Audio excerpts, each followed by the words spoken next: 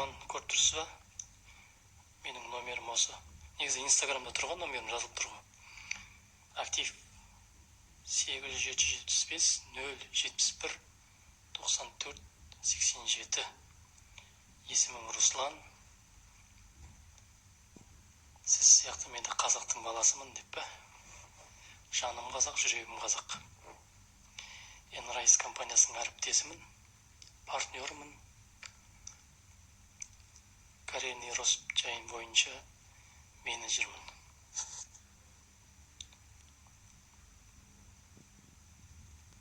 Жазып алдыңыз ба?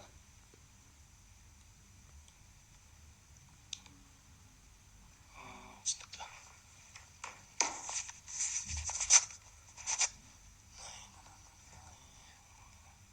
Думан мырза, сіз негіз компанияда барсыз ба? Enrise компаниясында тіркелгенсіз ба жалпы? Әлде қарап, ойланып, бақылап жүрсін ба?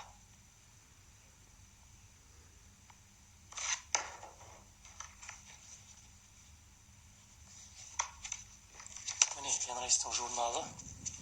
Әзірге таныстыра берейін енді. Таныс шығарсыздар енді. Таныстырудан жалықпаймын ғой, көруден жалықпасаңдар.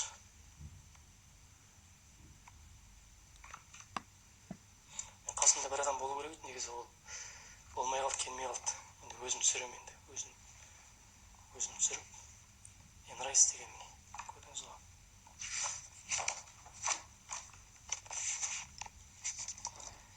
Ал, маркетинг планды бастай берейін. Күтсек 1 сағат болатын сияқты. Кешіккендер өз ауылдары өзіне. Міне. Enrise компанияның аты Enrise'тің мағынасы жалпы екі сөздің бірігуі Energy Rise, яғни энергияның көтерілуі деген мағынаны білдіреді. Компанияның основателі өзімізге таныс, бизнес-тренер, кәсіпкер, бірнеше кітаптың авторы, көріп тұрсыздар міне, Аманжол Рысмендиев, және генеральный директор Алтынбек Мұстафин. Компанияның шығарып заводтары бар өзінің. Әзірге 3 заводы бар, келісімшарт жасалған. Біреуі Россияда, екіншісі Қытайда, Гуанчжоу деген жерде, үшіншісі Турция, Стамбулда. Компания официально октябрь айының 25 күні Астана қаласында ашылды. Enrise компаниясы. Ол кез мен ашылу салтанатында болдым. Компанияның промоушнын орындап, планшеттің шубасын алып, сахнаға шықтым. Жаңағы парақшамда тұр оның барлығы. Көресіздер. Компанияның ашқандағы мақсаты, бірінші мақсаты Қазақстанда 5 жылдың ішінде 1000 адамды долларовый миллионер қылып тәрбиелеп шығару. Екінші мақсаты жалпы сетевой компанияның ішінде лидерлер шығару жағынан номер 1 болу. Екі мақсат. Соның ішінде біз қалып қоймайық. Енді айта берсем көп, міне компанияның жан-жақтан офистары ашылды. Жаңағы 7 қаласынан және шет мемлекеттерден ашылайын деп жатыр, оның бәрін дайындап жатыр. Міне жетістікке жетіп жатқан топ-тесттің ішіне кірейік. Осындай іс-шаралар ұйымдастырылып тұрады компания, тимбилдинг деген сияқты. Міне шығарып жатқан өнімдері треугольник дейді ғой, және аксессуарлар, және қоршаған орта. Компанияның арнайы өзінің маркетинг планы бар. Маркетинг планы бинар және тринар система сондай. Міне шығарып жатқан өнімдері биологиялық белсенді табиғи өнім. БАТ. Табиғи өнім, яғни қоспасы жоқ, яғни энергияны көтереді. Бой мен салмақ сәйкестендіретін коктейлі бар міне. Екі түрлі энержи бар деген тоқшылық сыйлайды адамға. Көшеден донер, самса жегеннен көріп, мынаны жейтін болсаңыз, құрамында ақуыздар бар. Денсаулыққа мықты полезны, оптиплекс, омега плюс деген витаминдері бар, өздеріңіз білесіздер.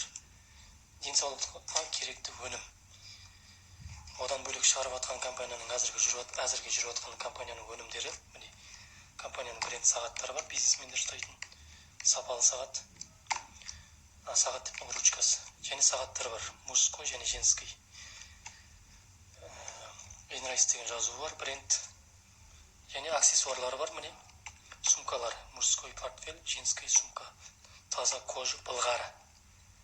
Осы өнімдер шығарылып жатыр. Бұл өнімдер қайдан келеді, қайдан шығып жатқан өнім десеңіздер, бұл жаңа айттым ғой.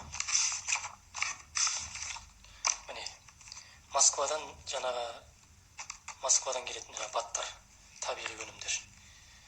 Екінші, мына Қытайда Гуанчжуда біздің шығарып жатқан сағаттар сол Гуанчжу қаласында құрастырылады. Механизмі Япониядан келеді. Яғни механизмі Япониядан келеді. Гуанчжуда соны құрастырады. Сапфировое стекло, бетіндегі несі кожаный ремешок. Сапфировое стекло деген бриллианттан кейін екінші орында жүретін стекло. Одан бөлек компания өзінің фитнес-клубтарын ашайын деп жатыр алдағы уақытта. Фитнес-клубты білесіздер. Әр үлкен қалаларын ашайын деп жатыр. Және өзінің косметикаларын шығарайын деп жатыр, духиларын шығарайын деп жатыр. Планшеттерін шығарайын деп жатыр. Өйткені бұл интернет-магазин. Адамға не керек? Соның барлығы осы компания Энрайста болады. Дұрыс түсіндіре алдым деп ойлаймын осы. Яғни Алиэкспресс сияқты интернет-магазин. Көрдіңіз бе? Енді әрі қарай маркетинг планы қандай? Маркетинг планды түсіндірейін. Бинар және тринар деп айттым, бизнестің сутын түсіндірейін. Мына жаққа қараймыз.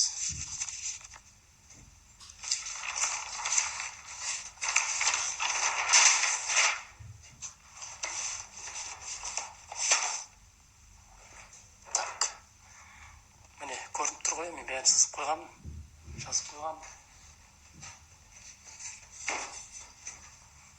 Анық көрініп тұрса қараңыздар. Компанияға тіркелудің арнайы 3 пакеті бар. Ол стандарт пакет, міне. Бизнес пакет, платинум пакет. Бағасы 173.250 теңге, 346.500 теңге, 462.000 теңге. Доллармен $450, $900, $1200. Осы 3 пакеттің біреуін таңдап кіру арқылы сіз не аласыз? Компания сізге пакетке біреуіне тіркелгеннен кейін бұның айырмашылығы, 3 пакеттің айырмашылығы товар жағынан. Жаңа айттым ғой. Міне, көрініп тұр ғой, стандарт пакетке 173.250 теңгеге тіркелетін болсаңыз, компанияға осы өнімнің барлығын аласыз. Бұл өнімнің барлығы бір коробкада болады. Көрдіңіздер ме? Бір коробкада болады. Және осындай журналы беріледі. 3 журнал, маркетинг планы журналы және товардың журналы беріледі. Және бұл стандарт пакетке кірген кезде осыны береді. Енді мына бизнес пакетке кірген кезде не алам дейсіз, айырмашылығы товар жағынан. Тоже мына товардың барлығын бір коробкамен аласыздар. Және қасына сағат қосылады. Мужской болса мужской сағат, женский болса женский сағат қосылады. Айырмашылығы 1, 2 ма? 3-ші, және сосын маған не қосылады? Аманжол Мырзаның өзінің жаңа мобильный приложениесі қосылады. Мобильный приложениесі. Яғни ол мобильный приложениенің ішінде Аманжол Мырзаның өзінің жабық сабақтарын көре аласыздар. Жабық сокрытие сабақтарын. Сол жерден видеороликтерді көре аласыздар. Сол арқылы шетелден адамдар тіркей аласыздар. Сол мобильный приложение негізі дайын болды, соны дайындап жатыр. Соны осы мына бизнес пакетке тіркелгендерге береді. Платинум пакеттің айырмашылығы. Платинум пакеттің айырмашылығы 462 мыңға кірген адам не алады? 462 мың теңгеге кірген адам мына товардың барлығын алады бір коробкада. Және сағат беріледі. Мужской болса мужской, женский болса женский. Және ручка беріледі. Бренд бизнесмендер ұстайтын сапалы ручка, простой ручка емес ол. Және мужской портфель, мужской болса женский болса женский сумка, былғары таза кожа. Ол Турциядан келеді ол сумкалар. Сол беріледі. Және Аманжол Мырзаның жаңағы мобильный приложениесі беріледі. Яғни сол жерден жабық сабақтарын көріп, бүткіл видеороликтің барлығын көріп отырасыз. Және қосымша тағы Аманжол Мырзаның кітапханасы беріледі. Электронды кітапханасы Аят деп айтылады. Аят деген. Ол жерде бүткіл барлық бизнесмендердің жаңа бизнес жайында жазылған кітаптар сол жерде болады. Жаңа көп қой енді бизнес жайында кітаптар. Аманжол мырзаның өзінің кітаптары бар. Соны сіз наушникпен құлағыңызға тыңдап, ол аудиозаписпен қазақшаға аударып береді, тыңдайсыз. Болмаса орысша аударады, соны береді компания. Мына 462 мың теңгеге кірген әріптестерге соны береді, айырмашылығы. Бұл пакеттен айырмашылығы. Екінші айырмашылығы бал жағынан. Міне 1, 2, 3 деп тұр. Стандарт пакетке тіркелген адамдар, міне QB 250 QB, BB 100, CB 70, яғни 250 бал. Біздің жалпақ тілмен айтқанда 250 бал беріледі. Бал. Оны түсіндірем. Бизнес пакетке кіретін болса 500 бал, платинум пакетке кіретін болса 600 бал. Енді QB деген не ол?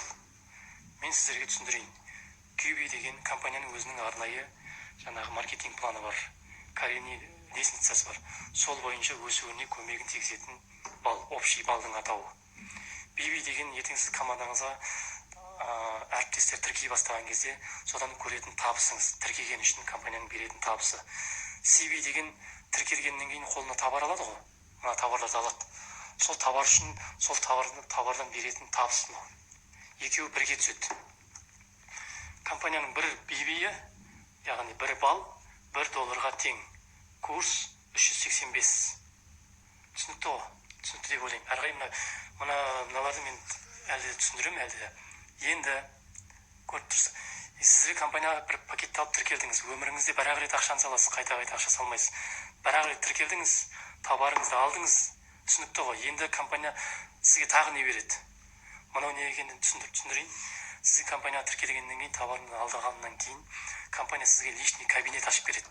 Осы телефон арқылы личный кабинетіңіз болады. Және ID номеріңіз болады. Компания ID номер береді. ID номер деген, яғни сол ID номер арқылы сіз товарды сатып ала бересіз. Ертең кейін мына товарларыңыз бітіп қалған кезде, мына товарды или мына товар сатып алатын болсаңыз, сол ID номер арқылы сатып ала бересіз. Команда құрған кезде де осы ID номердің керек болады. Бұл ID номер беріледі. Және личный кабинеттің ішінде интернет-магазиніңіз болады. Интернет-магазин. Сол кабинеттің ішінде. Ол қалай? Яғни мына товарды алдыңыз, пакеттік ақшаңыз салдыңыз, товарыңызды алдыңыз, товарыңыз бітіп қалды дейік, таусылып қалды. Мысалы, сізге мына коктейль керек болды мысалға. Или сағат керек болды мысалы, Сол сағат мына коктейль алатын болсаңыз, кабинетіңе кіресіз, сол жерде интернет-магазин деген бар. Сол интернет-магазинді бассаңыз, осы товардың барлығы сол интернет-магазиннің ішінде тұр. Бағасы, ценасы барлығы жазылған. Балы барлығы жазылған. Сол жерде купить дегенді басасыздар да сатып ала бересіздер. Яғни интернет-магазин үйде отырып өзіңіз қолдана бересіз. Және Қазпошта, компания Қазпоштамен жұмыс жасайды.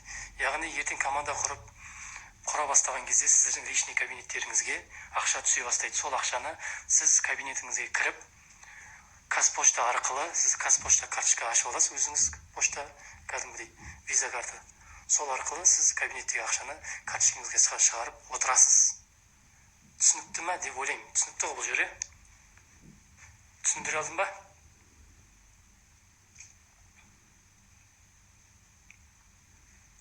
Осы жер түсінікті ме? Яғни компания тіркелген әріптес товарды алады. Және личный кабинеті болады, ID номері болады, интернет-магазині болады, компания өзі ашып береді. Қазпошта ақша шығаратын өзіңіз Қазпошта болады. Сервис жағынан компания жағдай жасаған негізі. Мына бір бал $1 тең. Енді сетевойда сет саласында жүрген адамдар оны түсінеді. Курс 385 компанияның. Мынау QB, BB, CB-дің айырмашылығы бұл общий бал ғой, неге былай айтқан кезде. QB деген ертең компанияда сіз карьерный лестница бойынша команда құрып активны бизнеспен айналысатын болсаңыз, осы QB арқылы көтерілесіз компанияда. BB деген бұл сіздің табатын табысыңыз. CB деген, мысалы сіз бір адамды тіркелдіңіз, сіз тіркелдіңіз, командаңыз бір әріптес келді, бизнес пакетке тіркелді, 346 500 теңге салды. Ол товардың бәрін алды, ода да личный кабинет бәрі болады. Сізге не пайда?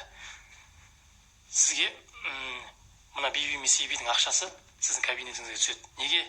BB деген сіз ана адамға рекомендация беріп түсіндірдіңіз ғой, еңбектендіңіз ғой. Яғни, соны тіркеген үшін компания сіздің еңбегіңізді бағалап, BB-дің ақшасын береді, кабинетіңізге түседі, міне жерге. CB-дің ақшасы, ол қолына товар алды ғой тіркелгеннен кейін. Товарды алған үшін компания тағы да сіздің кабинетіңізге ақша түсіретін болады. Түсіндіре алдым ба? Түсінікті ме бұл жері? Мен қайта-қайта оны неге шыға бермеймін, маркетинг планды түсіндіріп жатырмын. Мынау менің номерім. Кейін хабарласып сұрасаңыздар болады. Бұл жер түсінікті ма? Түсінікті болса плюс қойып жіберсеңіздер.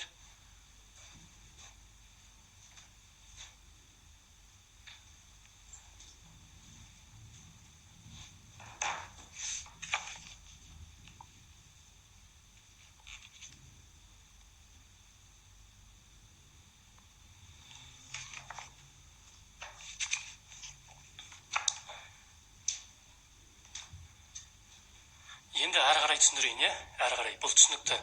Яғни адам салған ақшасына, компанияға салған ақшасына товар алады. Яғни воздух сатып алмайды. Мына товардың барлығын алады, былай айтқан кезде. Денсаулыққа керекті өнім. Компания электронды коммерция саласымен айналысады. Яғни интернет-магазин. Яғни Алиэкспресс сияқты интернет-магазин. Алиэкспресстен айырмашылығы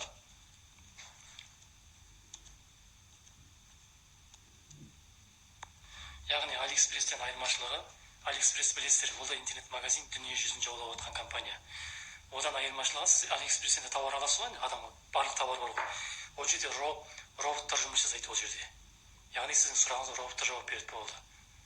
Көрдіңіз бе? Ал бұл жерде адамдарға беріп қойған. Екінші айырмашылығы,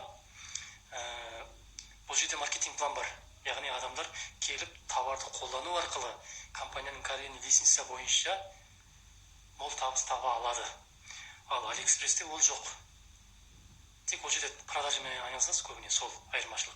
Бұл интернет-магазин, дүние жүзін жаулайтын өзіміздің отандық компания. Қысқасын айтқанда, ешқандай пирамида, лохотрон емес, оны кейін сабақта жүргіземін оны, не екенін. Енді әрі қарай компания, енді сіз мына компания тіркеліп пакетті бәрін алдың, енді әрі қарай компания сізге не ұсынады? Компания бізге ұсынады. Компания бізге мына нәрсені ұсынады. Қараңыздар. Бірінші ұсынатыны, компания тіркеліп, жай ғана клиент болып жүрсеңіз болады. Товарыңызды алып, қолданып, өзіңіз өз жұмысыңызды, басқа жұмысыңызды істеп жүре берсеңіз болады. Екінші ұсыныс сату. Яғни товардың үстінен өз бағаңызды қосып, продажамен айналыссаңыз болады. Яғни пайдаңызды көрсеңіз болады. Үшінші мүмкіндік бизнес. Бұл жерде система бар. Система дегенді не қалай түсінесіздер? Система деген яғни мұрагерлік деген бар. Яғни сіздің жасаған тірлігіңіз ертең бала-шағаңыз жалғастыра алады. Көрдіңіз бе? Мұрагерлік деген сол. Енді бұл сетевой маркетинг саласында барлығының ұсынатыны осы. Енді қараңыздар, бұл жерде айта кететін нәрсе. Мен сетте жүрмін ғой, сетевой саласында. Көп адамдар айтады, мен сетевойда істедім, көтеріле алмадым, құладым, ешқандай нәтиже жоқ, товарын алдым, үйттім, көтеріле алмадым дейді. Не үшін өспейді ол сетевой компаниясында ол адамдар? Әрине ол адамдар жамандайды компанияны. Ой, компанияға кірдім, үйттім, мен лақтырып кетті, товарын алдым, үйттім, өсе алмадым, 5-6 адам шақырдым, анау-мынау. Енді қара, компания тіркелген әріптестердің көбісі 98% халық осы алып сатумен ғана айналысады. Көбіне акцентті 80% өзінің жаңағы несін, энергиясын осы алып сатуға ғана бөледі. Әрине бұл жерде өспейсіз ол үшін. Тек қана пайдаңызды көресіз, пайдаңызды көресіз, болды, сол өміріңізді сүре бересіз. Ал 2% адамдар, сетевой саласында 2% адамдар осы бизнес саласымен айналысып жатқаннан кейін, осы 2% адамдар шетелге шығып жатқан. Осы 2% миллиондаған табыс тауып жатқан осы 2% адамдар, бұлар не істеп жатыр? Бизнесмен деген ол организатор. Организатор деген ол ұйымдастырушы. Көрдіңіз бе? Ұйымдастырушы. Яғни компания міндеттеме қоймайды. Компанияға тіркеліп товарды алғаннан кейін товарын қалай да сату керексің. Ондай нәрсе бұл жерде, ондай нәрсе жоқ.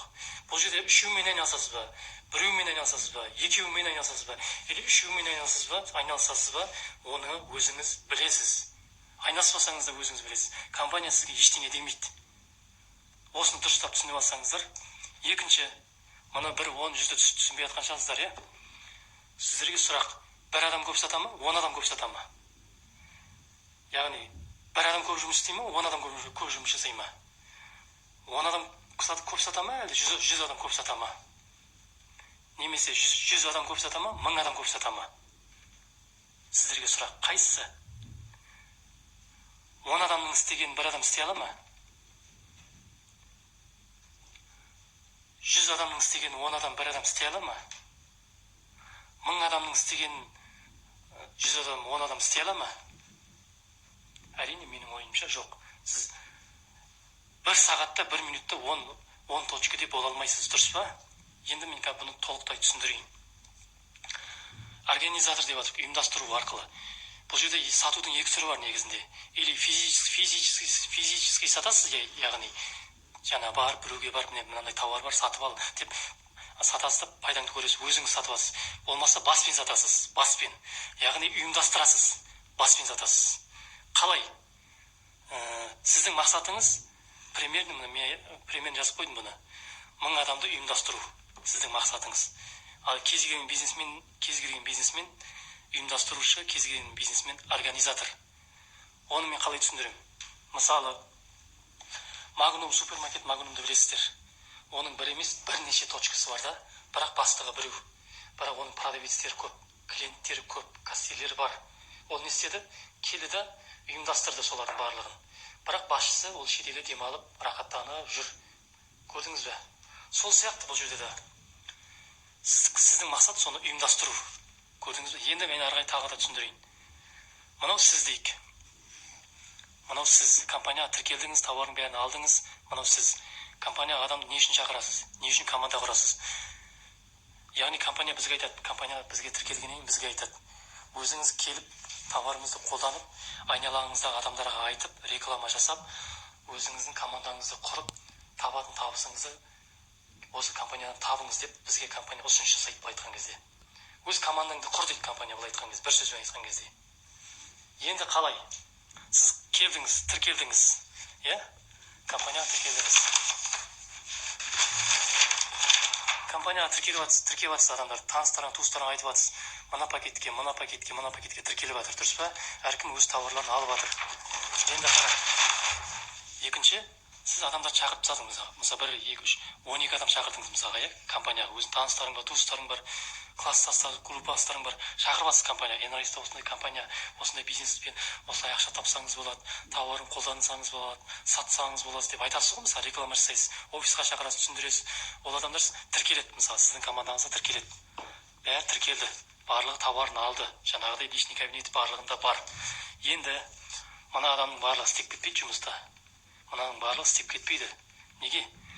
Мынау айтуы мүмкін, мынау істеп кетуі мүмкін. Сіз сияқты команда құрып, сіз сияқты мен де мынаны бизнес саласымен айналысам, мен де өсем, мен де шетелге шығам, мен былай айтқанда миллионер боламын былай айтқан кезде. Мен әке шешеме көмектесем деп осымен айналысуым мүмкін. Мынау тұрады да тіркелді, бірақ мынау істемеймін дейді, керек емес маған. Мен істей алмаймын, мен басқа жұмысым бар, уақытым жоқ деуі мүмкін. Бірақ бұл тауарын алды. Сіз табатын табысыңызды таптыңыз. Бірақ бұл тұр системада. Мынау айтуы мүмкін, жай ғана клиент болайын мен. Мен жай ғана өткен жұмысым бар. Мен жай ғана клиент болып, мына тауарды алып жүре берейін. Клиент болып, тауарын қолданып жүре берейін. Денсаулығым үшін, өзім үшін деген сияқты. Мынау вообще істемеуі мүмкін бұл да. Мынау клиент боламын деуі мүмкін. Мынау істемейді. Мынау продажа. Мен сатумен айналысайын, үстіне бағамды қос, мен өз магазинім бар, мен сату жағынан мықтымын деп сатумен айналысуы мүмкін мына адам. Енді әр адам өзі біледі ғой. Мынау бизнеспен айналысам, мен де сіз сияқты артынан ерем, мен де мынандай бизнесте өсем, қалмаймын деп айтуы мүмкін. Мынау да бизнеспен айналысуы мүмкін. Мынау продажамен айналысуы мүмкін, сатумен. Мынау клиент болып қалуы мүмкін. Енді мына 1000 адамды қалай ұйымдастырамыз? Ойлап қалмаңыздар, 1000 адамды жалғыз өзім шақырамын ба деп. Әрине жалғыз өзің шақыра алмайсың мынаны. Жалғыз өзің шақырсаң шаршап кетесіз ғой айтқан кезде. Міне бір адам 1000 адам алып келеді сізге. Ол қалай? Бұны қалай ұйымдастырамыз? Вот вопрос. Енді қараңыздар, мен сызып қойдым. Мынаны шақырдыңыз, мына бизнеспен айналысып жатыр. Сіз сияқты сіздің айтқаныңызды тыңдап, бұл да команда құрып жатыр, өз командасын. Өйткені мынаның адамдарын танымайсыз. Сіз мыналарды ғана танисыз, мыналарды. Осыларға айттың, бизнесті айттың, маркетинг планды түсіндірдің, ұсыныс жасадың, бұлар кірді. Бұлардың адамдарын сіз танымайсыз ғой айтқанда. Көрдіңіз бе? Мынау тұрады да, астына бір адамды өзінің командасына бір танысын алып келеді. Ол тіркеледі. Көрдіңіз бе? Мынау тұрады да өзінің 2 танысын алып келуі мүмкін. Сіз білмейсіз, оны танымайсыз былай айтқан кезде. Мынау тұрады да менде бір таныс бар, ол да продажамен жақсы айналысады деп бұл да біреуді әкелуі мүмкін. Мынау тұрады да мысалға, мына адамды әкелуі мүмкін компанияға. Мына адам 2 адамды әкелуі мүмкін. Дұрыс па? Енді қараңыздар. Мынау клиент болып жүрген адам бір күні жанып, өзінің бір туысын, танысын кіргізуі мүмкін, жай ғана клиент болайын деп. Бұның астында тұрған адам бұл 2 адам кіргізуі мүмкін да. Сіз білмейсіз да оның. Мынау тұрады да мынаны алып келеді, мынаны алып келуі мүмкін. Сіз білмейсіз, оны танымайсыз. Енді қара, Сіз 12 адам шақырдыңыз былай айтқан кезде. Примерно ол, пример. Енді астыңызда қанша адам келді? 5, 6, 7, 8, 9, 10, 11, 12, 13 адам уже. Сіз мыналар танымайсыз, сіз шақырғаныңыз мынау ақ. Ал система деген не? Міне, сіздің адам саны көбейіп жатыр. Саннан сапа шығады осының ішінен. Көрдіңіз бе? Кез келген бизнесмен организатор, кез келген бизнесмен ұйымдастырушы. Сіздің мақсатыңыз ұйымдастыру. Яғни адамдарға ақпарат бере білу. Неге? Компания айтып тұр. Компания бізге айтып тұр. Өзің командаңды шақыр, таныстарыңды әкел. Реклама жаса, бізге реклама жаса, біздің товарға реклама жаса, маркетинг планға реклама жаса деп компания бізге айтып жатыр. Біз кіргізіп жатыр. Компания сол үшін бізге реклама жасаған үшін, компания бізге сол үшін табыс төлеп отыр. Ауадан төлеп отқан жоқ, ол товар обороттан төлеп отыр. Мынаның бәрі товар обороттан төлеп отыр компания. Сіздің еңбегіңіз бар ғой өйткені. Яғни міндеттеме жоқ. Компанияның несі осы. Осы жайында сұрақтарыңыз бар ма? Яғни компанияға кірген кезде адам осыны түсіну керек. Көп адамдар сетевой десе, қашатын, не үшін қашады? Адамдар дұрыс түсіндірмейді ақпаратты. Или ол дұрыс түсінбей кетеді, или сіз дұрыс түсіндіре алмайсыз. Болмаса ол түсінбей кетеді. Ой, сату керек екен ғой, клиент болып жүрмін. Адамды не үшін шақырамын?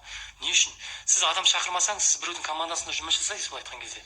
Сіз адам шақырмасаңыз, сіз біреудің командасында жұмыс жасайсыз. Біреудің мақсатына, біреудің жұмысын жасайсыз бұл айтқан кезде. Көрдіңіз бе? Бәрі біреудің командасында жұмыс жасайсыз. Ал бизнес. Адамдарсыз бизнес жүрмейді ешқашан. Адамдардың көмегімен былай айтқан. Сіз келдіңізде бір адам әкелуіңіз мүмкін, бір адам 1000 адам әкелуі мүмкін. Мына бір адам 10 адам әкелуі мүмкін. Мына 10 адам 100 адам әкелуі мүмкін. Сіз мыналарды танымайсыз. Сіз мынаны адам таниды шығарсыз, может. Мынаны таниды, мынаны танымайды. Мынаны вообще танымайды. Осылай командаңыз кетті, бұл системаны тоқтата алмайсыз. Бұл командаңыз өскен сайын, сіз компанияда көтерілесіз. Енді қара, мен компанияға не үшін келдім? Мен компанияға клиент болу үшін келген жоқпын. Мен сату үшін келген жоқпын. Себебі, мен клиент болу үшін келетін болсам, мен кез келген жерде онсыз да клиентпін. Бұл айтқан кезде. Неге? Мен алдымда магазин бар. Нан алам, тамақ алам, жаңағы не керек, зубный паста алам. Мен клиентпін. Автобусқа мінемін мысалы. Автобусқа барып мен оңайға ақша төлеймін, проезд төлеймін. Автобусқа клиентпін. Баняға барам, оған да клиентпін. Біз кез келген жерде клиентпіз. Мен бұл үшін келген жоқпын. Мен сату үшін келген жоқпын. Мен продавецпен сатқым келмейді. Таңнан кешке дейін мен тауарын сатып жүргім келмейді. Мен ол үшін келген жоқпын. Мен как бизнесмен ретінде система құру үшін, команда құру үшін, сол арқылы мол табыс табу үшін келген жігіттің бірімін. Адам осыны түсініп, ұғынып алу керек. Бизнес не екен? Сутын. Осының сутын түсінген адам кез келген бизнесті жаратып айтқан кезде, кез келген компанияны. Енді мынау түсінікті ғой, әрі қарай.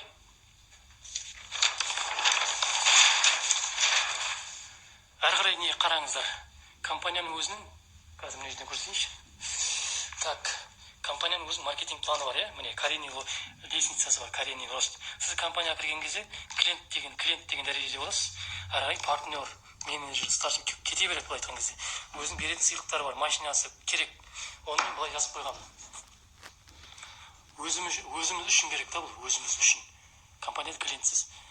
Міне, компанияда партнердің статусқа көтерілетін болсаңыз, сіз командаңыздан табыс алатын боласыз. Екінші, компанияда менеджер статусына көтерілетін болсаңыз, компания сізге сыйлық ретінде $300 береді. Сіз бұл статусты бір күнде жасайсыз ба, 10 күнде жасайсыз ба, өзіңізге байланысты, ол сізге байланысты. Қанша күнде жасайсыз, сол кезде мына табысты аласыз. Бұл статусты мына екі статусты мен 20 күннің ішінде жасағам негізі. Біреулер бір күнде істеп жатыр оны. Өзіңізге байланысты. Бұл басқа табыстан жаңа команда адам тіркегеннен бөлек мына компанияның беретін сыйлығы. Екінші, старший менеджер. Егер старший менеджерге көтерілетін болсаңыз, компания сізге $400 сыйлық береді. $400. Бір күнде істейсіз ба, 10 күнде, бір айда істейсіз ба, өзіңізге байланысты. Осы сыйлық сізді күтеді. Бұдан бөлек табатын табысың тағы бар. 4. Супервайзер статусы. Супервайзер статусында қалай көтерілесіз? Компания сізге сразу кабинетіңізге, бағана айттым ғой, личный кабинет, $700 кабинетіңізге түсіреді автоматически. Бұл компанияның сыйлығы. Бұл сыйлықты қайдан төлеп жатыр компания? компаниясы не үшін ақшаны бізге не үшін төлеп жатыр? Біріншіден сіз келдіңіз, команда құрдыңыз. Мыналардан ақша түсті ғой сізге, дұрыс па? Компания айтып тұр. Рахмет сізге. Сіз компания бізге әріптес болып, мына адамдарды шақырған үшін, компания таныстырып, әріптес қылған үшін сізге сол табысты төлеп тұр бізге. Енді мыналар Қарабұлтбек бұлар да команда құрып жатыр ғой, дұрыс па? Компания тағы да сізге жаңа сыйлықты төлеп жатыр. Айттым ғой, $300, $400 қаяқтан келіп жатыр. Ол компания сізге рахмет, рахмет сізге. Мысалы, менің есімім Руслан ба? Руслан, рахмет. Сіз болмасаңыз, мен мына адамдарды мен танымаймын дейді.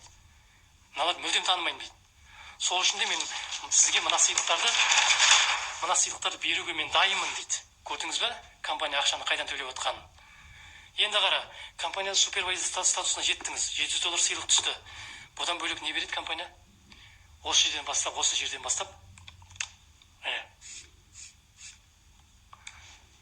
жылына бір рет компанияның атынан тегін шетелге шығасыз. Жыл сайын компанияның атынан шетелге шығасыз. Дубайға, Турцияға компания.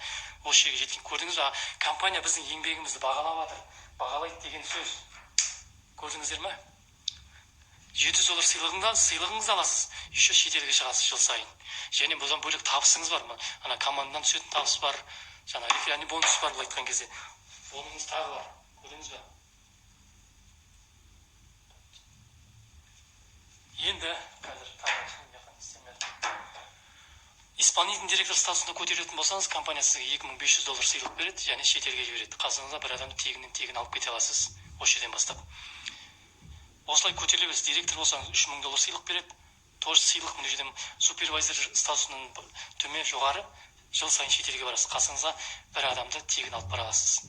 Директор статусына жетсеңіз $3000 на место кабинетіңізге түседі. Бұл жерде подтверждение деген нәрсе жоқ бұл жерде. Старший директор болсаңыз $15000, оған машина сатып аласыз ба, оны өзіңіз білесіз, және шетелге компанияның атынан шетелге шығасыз. Региональный директор болсаңыз $10000 береді компания сыйлық, және шетел қасыңызға бір адам. Управляющий директор статусына жетсеңіз $30000 сыйлық береді компания автоматически, және шетелге барасыз. Президент статусына жетсеңіз $20000 береді, және шетелге. Және ең үлкен статус член правления. Бұған жететін болсаңыз, компания сізге $100,000 береді. Үй аласыз ба, оны өзің, мына сыйлықтың бәрін сіз не аласыз, оны өзіңіз білесіз. Мына 2% деген мировой товарообороттан компания сізге ай сайын, мировой товарообороттан ай сайын компания сізге міне пассивный доход төлейді, былай айтқан кезде. Мына табыстан бөлек, мына реферальный бонус за продажу, структурный бонустан бөлек компания сізге мировой товарообороттан 2% төлейді. Яғни компанияның долясын алып отырасың деген сөз. Яғни компанияда акционерсің деген сөз. Яғни вообще былай айтқанда мүлдем жұмыс істемей қойсаңыз болады. Командадан түсіп жатқан ақша бар, еще мынауың бар. Әрине мынаған жеткенше команда құру керек. Бірақ стоит па? Не стоит па? Өздеріңіз көресіздер. Компания былай еңбегіңізді бағалайды. Мен осы үшін келген жігіттің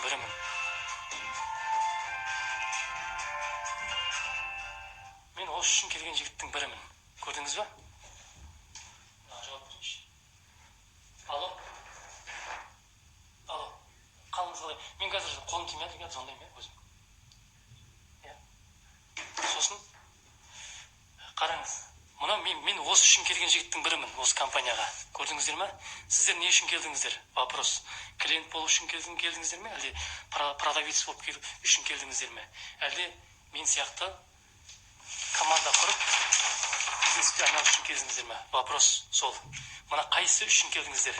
Бизнес құру үшін келдіңіздер ме?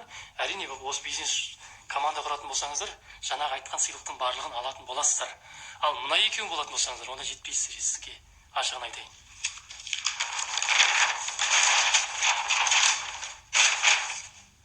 Енді мынау түсінікті деп ойлаймын, плюс табыстарың бар, командадан түсіп отқан табыстар, мынау компанияның беретін премиясы, сыйлықтары, мынау компанияда статусқа көтерілген сайын беретін сыйлықтары, мынау шетелге саяхат, супервайзер статусына қалай жетесіз? Жылына бір рет шетелге шығып отырасыз компанияның атынан тегін. Міне, сетевой маркетинг саласы осыны береді бізге. Елдер неге сетевой маркетинг саласымен айналысып жатыр? Не үшін? Потому что осындай карьерный рост бар, үлкен карьерный рост. Көрдіңіз бе? Біз қазір қарапайым жерде бір зарплатаға жұмыс жасап жатырмыз. Оның беретін бір-ақ айлық, өз айлығыңды көтере алмайсың, шетелге шыға алмайсың, мынандай сыйлық бермейді, яғни еңбегіңді бағаламайды деген сөз ол айтқан кезде. Тек өлместің күнін ғана көресіз болды зарплатаға. Зарплата, до зарплата деген сияқты. Ал ондай өмір маған ұнамайды лично. істедім, істемейді емес, зарплатаға мен де жұмыс істедім, охрана болдық, жаңағы мұнайда істедім, вахтада істедім, бірақ мен көп ойланатын, неге бүйтіп қашанға бүйтіп жүре беремін, ешқандай өзгеріс жоқ. Міне мына системаны түсінсеңіздер, бизнеспен айналысатын болсаңыздар, менің артынан еретін болсаңыздар, осының бәрін алатын боласыздар. Енді мына жерде мен схеманы жазып қойдым. Енді компанияға тіркелгеннен кейін сіз клиентсіз, партнер статусқа қалай көтерілу керек? Партнер статусқа қалай көтерілу керек? Дұрыс па? Партнер статусқа көтерілу үшін компания айтып тұр, бұл жерде бинар. Бинар деген 2 аяқ, және тринар 3 аяқ. Болды. Пока бинармен жұмыс істейсіздер. Супервайзер статусына келген кезде тринар болады. Енді қараңыздар. Мынау сіз компанияға тіркелдіңіз, клиентсіз тауардың бәрін алдыңыз. Компания не дейді? Партнер статусына көтеру үшін дейді. Компания айтады, 1000 балл жаса дейді, общий 1000 балл табара болады. Енді қара, оң жағыңызға 60%, сол жағыңызға 40% көңіл бөл дейді. Көрдіңіз бе? Енді қара, ол қалай? 1000-ды 2-ге бөлетін болсақ, значит 60%, 1000-ның 60%, 600 балл, 400 балл. Яғни мына жағыңызға 600 балл, мына жағыңызға 400 балл жаса дейді компания. Сол кезде сіз компанияда партнер деген статусқа көтерілесіз дейді. Енді қалай? Сіз кірдіңіз. Бір адамды тіркедіңіз дейсіз, бір танысың ба, туысың ба, білмеймін ғой. Стандарт пакетке тіркедіңіз мысалы, стандарт пакеттің беретін баллы 250 балл. Бірақ бұл әріптес өзінің товарын алды, кабинеті бар. Бұл 250 балл берді. Сіз тіркедіңіз, сізге ақшасы түсті, сізге түсті ақшасы. Жаңағы товардан түсті, тіркеген үшін түсетін ақшасы. Және ол сізге 250 балл беріп тұр. Көрдіңіз бе? Енді қара. Сіздің үстіңізде спонсорыңыз бар, сіз шақырған адам, спонсор дейді оны. Ол тұрды да, ода енді оң жақ, сол жақ бар, ол тұрады да сіздің астыңызға, оң жағыңызға бір адамды қойды дейік, міне, қойды. Оның да қойған адамдар сізге есептеледі, сіздің командаңыз ол есептеледі. Міне, ол кетті да бизнес пакетке тіркеді. Бизнес пакет деген, міне, ол 500 балл береді. Көрдіңіз бе? Міне анда 600 балл болу керек негізінде. 500, 750 балл болды. Уже міне аңыз дайын. Міне аңыз партнерға беріп тұр, көрдіңіз бе? Екінші, сіз сол жағыңызға адам тіркедіңіз дейік, стандарт пакетке тоже. Ол сізге 250 балл берді, сізге ақшаңыз түсті, жаңағы түсетін ақшаңыз. Мынау тұрады да өзінің астына адам тіркеуі мүмкін. Болмаса үстіндегі спонсор қою мүмкін мына жаққа. Айналып келіп, көрдің. Оның бар, мынаның тіркеген адамдары, мына жоғарыда спонсорның тіркеген адамдары сізге баллы есептелінеді, бір жақсы есептелінеді. Міне, мынау тұрады да астына адам тіркеді примерно. 250 балл берді ма? Мынау тіркеген болса ақшасы мынаған түседі. Көрдіңіз бе? Бірақ сізге балл түседі. Сізге командан ақша түседі, еще командан. Мына командаңыздан сізге ақша түсетін болады. Мынаған да ақша түседі. Еще мына балл 250 балл. Мынаған да түседі, мынаған да түседі, мынаған да түседі. Барлығына түсіп шығады. Мына 250 балл бөлінбейді бір жақсы жер. Көрдіңіз бе? Енді қара. 2 адам, 4 адам бар жоғы. 4 адаммен сіз компанияда уже партнерсіз. 250 қосаң, міне 1000 балл. Мысалға, негізі мына 400 балл керек қой. Сіз асырып жібердіңіз. Асқаны жақсы. Мына 600 балл. Сіз уже партнерсіз. Сіздің алатын процентіңіз өседі. Компанияда кредитный лицензия бойынша көтерілетін болсаңыз, сіздің алатын реферальный бонусыңыз мына жерде өзгеріс бар. Осылай өсе береді. Мысалы, партнер болсаңыз, сіздің личный тіркейтін болсаңыз, сіз 25% реферальный бонус түседі. Ал менеджер болсаңыз, 35, по-моему. Көтеріле береді. Сіздің статусыңыз көтерілген сайын сіздің алатын процентіңіз, алатын доходыңыз өсе береді. Енді мына қара. 4 адаммен сіз компанияда партнер болдыңыз. Еще сіз бір адам шақырдыңыз, мысалы, бір адам шақырдыңыз дейік. Мынау спонсор қою мүмкін. Или мынау қою мүмкін, или мынау қою мүмкін. Болмаса, бұлар қойған жоқ, сіз 4 адам шақырдыңыз. Или 2 адам шақырсаңыз да болады. Платинум пакетке тіркейтін болсаңыз, мысалы, платинум пакет 600 балл берді. Қараңыз, 600 балл мына бір адам тіркеді, мына бір адам тіркеді 600 баллға. 2 адаммен сіз компанияда партнерсіз. Міне бұл компанияның шарты, условиясы осы. 1000 баллды қалай жасайсыз? Мына 600 балл, мына 400 балл. Осыны қалай жасайсыз? Солай сіз компанияда партнер боласыз. Ол жаңағыдай немен есептенеді ол. Жаңа мен балды көрсеттім ғой, стандарт пакеттің балдарын. Солай. Енді қара, бұдан кейін статус, менеджер статусы. Менеджер статусқа көтеру үшін не істеу керек? Қараңыз. Мында 250, яғни 500 балл тұр. Дұрыс па? Ағай кете береді ғой. Мына адам тұрып, мынаң астына, енді бұда 2 ағайық қой, дұрыс па? Мына сол жағында болуы мүмкін. Мына жағына мынаң астына түседі ақша. Мынау адам тіркеуі мүмкін. Мынау өзінің бір туысын платинум пакетке 462 мыңға тіркеуі мүмкін. Жаңағы Аманжол мырзаның мобильный приложениесін алам, жаңа кітапханасын алам деп кіруі мүмкін. кіргізуі мүмкін. Мынаның тіркеген адамы мынаған ақшасы түседі. Жаңа тіркеген үшін алатын ақшасы бар, товардан алатын ақшасы бар. Еще сізге түсетін ақшасы мынадан, сізге командадан ақша түседі сізге. Бір жақсы жер. Бірақ мына бал мынағанда мына 600 балл берді ма? Мынағанда 600 балл, мынағанда 600 балл, мынағанда 600 балл. Жоғарыдағы спонсордың барлығына 600 балл түсіп шығады. Бір жақсы жер. Мынау тұрады да астына мынаны тіркеуі мүмкін. Может сіз кіргізуі мүмкін, может мынау қою мүмкін спонсорыңыз. Разница жоқ. Барлығы есептеледі. Қосылады барлығы. Міне 250 стандарт пакетке тіркеді. Көрдіңіз бе? Яғни менеджер болу үшін компанияда партнер болу үшін 1000 балл жасау керек. Менеджер болу үшін сіз 2500 балл жасау керексіз. Яғни мына жаққа 1500 балл, мына жаққа 1000 балл жасау керексіз. Компанияның бұл условиясы, шарты бұл. Соны орындасаңыз, компания сіз менеджер статусына көтерілесіз. Міне кетіп барадыр. Сіз мынаны тіркеп қойғансыз. Мынау тұрады астына мынау тұрады мынаны тіркеуі мүмкін. Платинум пакетке тіркеуі мүмкін. Жаңа Аманжол мырзаның мобильный приложениесін алып, және аят деген жаңағы кітапханасын алам, электронды, соны оқимын деп кіруі мүмкін. Сіз білмейсіз соны қай пакетке кіретінін. Ол сізге байланысты, қалай түсіндіресің. Мынаны тіркеді ме, ақшасы мынаған түседі. Бал мынаған түседі, барлығына бал бірдей түседі. Және сізге командадан сізге ақша түсетін болады. Командадан доход түседі сізге, көрдіңіз бе? Енді қара, мынау тағы да бір адам тіркеуге мынаның астына түсіруі мүмкін, көрдіңіз бе? Бір-біріне поддержка беріп жатыр ғой, айтқанда. Бір-біріне поддержка беріп жатыр, бір жақсы жер. Бір-біріне поддержка беріп жатыр, бір жақсы жер. Міне, уже мына жақта 1000 балл бар, мына жақта 1500 балл бар. Уже сіз компанияны менеджер статусқа көтерілдіңіз. Яғни менеджер статусқа көтерілдің деген сөз, яғни сіз компания сізге менеджерге көтерілген үшін компания сізге $300 сыйлық береді, компания. Доллар. Кабинетіңе автоматически түседі.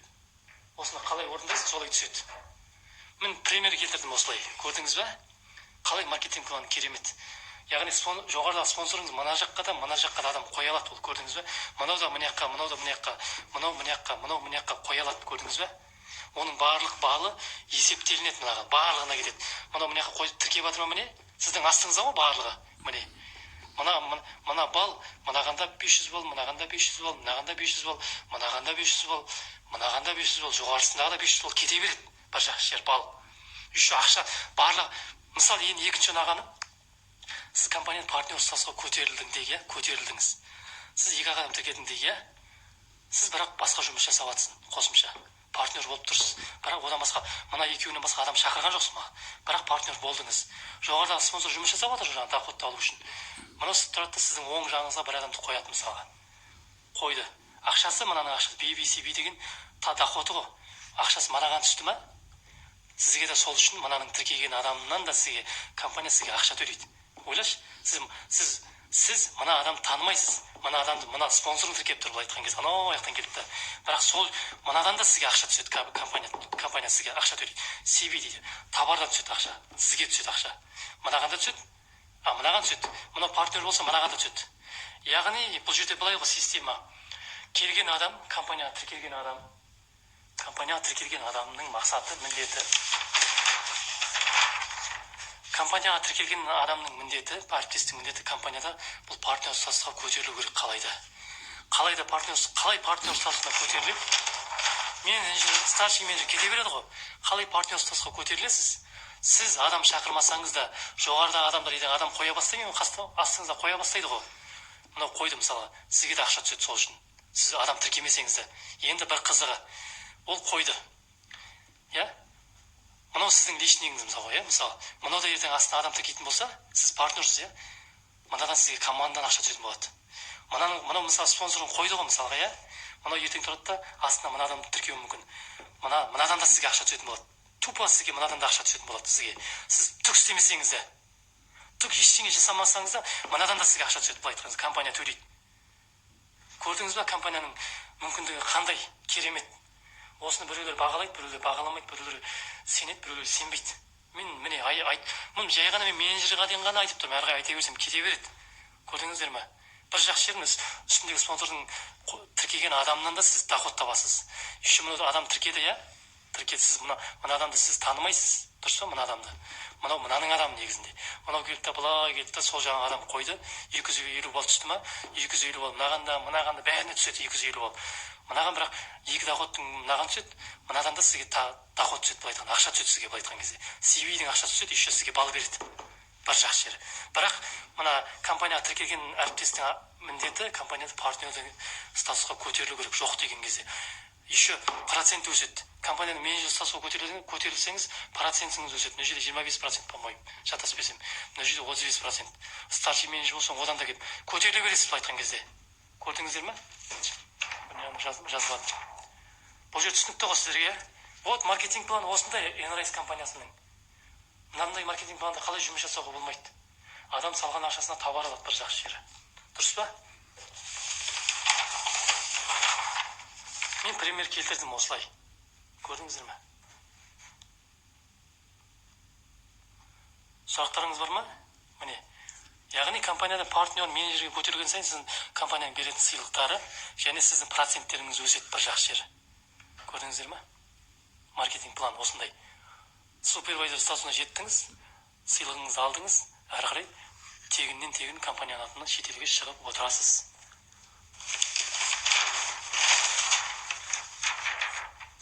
Міне, сіздің осы жерден қателік жасамау керек, осы жерден. Міне, бұл жерде міндеттеме жоқ. Келдің, товар ал, сат, үйтпейт, ешкім ештеңе демейді. Әркім өзі біледі, қайсысымен айналысады, соны алады. Әркім немен айналысады, соны алады. Организатор, бизнесмен деген сол. Кез келген бизнесмен ұйымдастырушы ол. Осыны бір адам арқылы ол 1000 адам жинап алу мүмкін командасына. Вот бизнесмен деген осы. Сіздің мақсат командаңызды құру. Енді команданы қалай құру керек? Не істеу керек? Дейсіздер ғой, ә? Мұны түсінікті деп ойлаймын, жалпы сұрақтарыңыз жоқ шығар деп ойлаймын.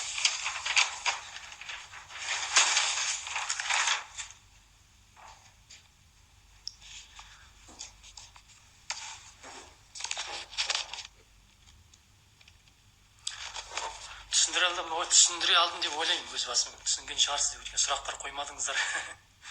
Сұрақ қоймайтындай қылып түсіндіріп салған сияқтымын ғой, мысалға, бір адамдар бар, сол 173.250 теңгені кәдімгідей, енді әрине біреулер көп ақша ол. Түсіне керек, мойындау керек. Біреудің кредиті бар деген сияқты, квартирасы бар деген сияқты, ол ақша емес. Мысалы,